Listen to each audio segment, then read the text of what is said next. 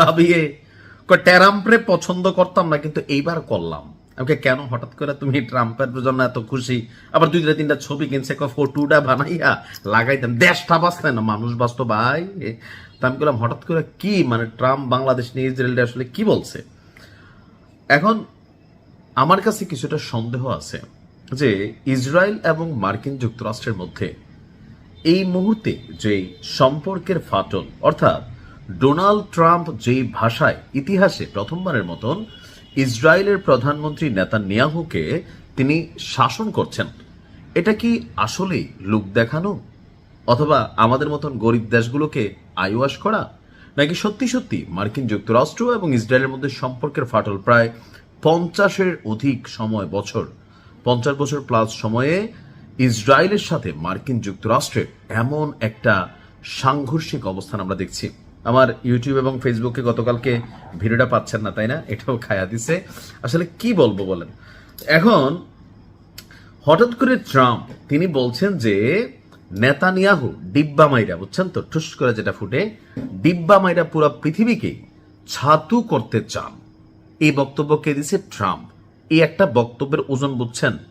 এখন এই মুহূর্তে ইসরায়েল, বাংলাদেশ, পাকিস্তান, সারা পৃথিবী, ইরান, আরো যে দেশগুলো আছে তাদের সাথে এই যে ইসরায়েলের একটা মানে কি বলা যায়, তোর পুরা ওয়ার্ল্ড ওয়াইড যে রেজিমগুলো আছে সেই রেজিমগুলোতে প্রত্যেকটা কোনো না কোনো দেশের সাথে ইসরায়েল নজরদারি করছে, অথবা অদূর ভবিষ্যতে সেখানে অভিযান চালাবে পরিকল্পনা করছে, কারণ বীরদের ফলোয়ার তো সব দেশে আছে।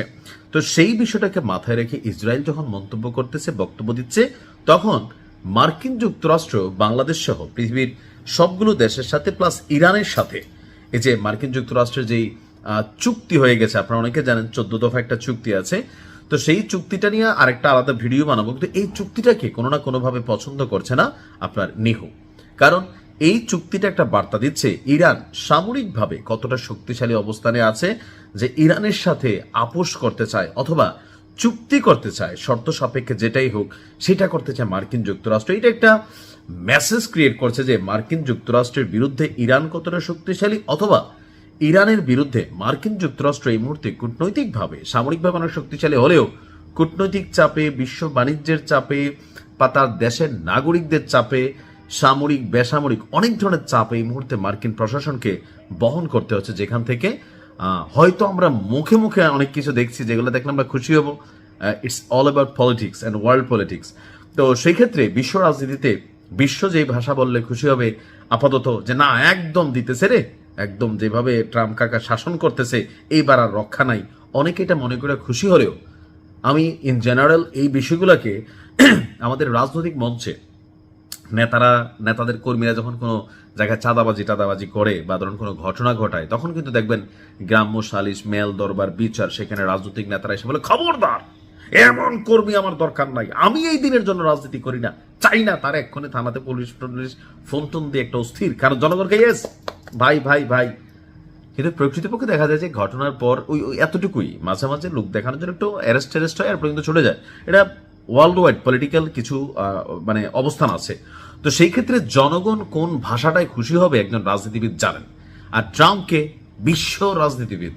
তো সে কি বোঝে না সারা পৃথিবী এই মুহূর্তে মার্কিন যুক্তরাষ্ট্রের সাথে যেই উষ্ণ সম্পর্কের দিকে ধাবিত হচ্ছে, সেই উষ্ণতার মাঝখানে চীন, রাশিয়া বা ইরান একটা অবস্থান তৈরি করে ফেলছে, পাশাপাশি একটা সিম্প্যাথেটিক অবস্থানও তারা পাচ্ছে।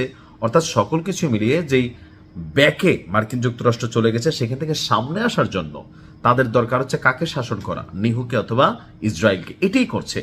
এখন এটার জন্য বাংলাদেশি ইস্যু আছে, পাকিস্তানি ইস্যু আছে, কারণ পাকিস্তানের সাথে এই মুহূর্তে মার্কিন যুক্তরাষ্ট্রের ঐতিহাসিক একটা গোল্ডেন পিরিয়ড চলছে, বিশেষ করে পাকিস্তানের সেনাপ্রধান আসিম মুনিরের সাথে, যেখানে পাকিস্তানের প্রধানমন্ত্রী শাহবাজ শরীফের চেয়েও আপনার আসিম মুনিরকে যুক্তরাষ্ট্র প্রাধান্য দিচ্ছে। এর পাশাপাশি এই রেজিমে পাকিস্তানের সাথে মার্কিন যুক্তরাষ্ট্রের বন্ধুত্ব ভারত সহ চীন ইস্যুতে খুবই গুরুত্বপূর্ণ।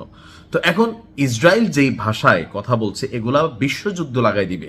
অর্থাৎ এই জন্য ট্রাম্প বলছেন যে পুরো পৃথিবীটারে ডিব্বা দিয়া একদম ছাতু বানা দিতে চাইনি, হো খবরদার, আমি বাইচা থাকতে আমার মিত্রদের গায়ে এই ধরনের কোনো ঘটনা আমি হইতে দিব না।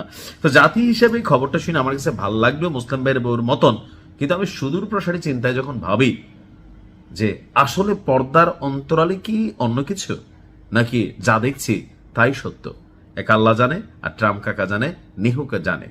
আল্লাহ সবাইকে হেফাজত করুক। ভালো থাকো।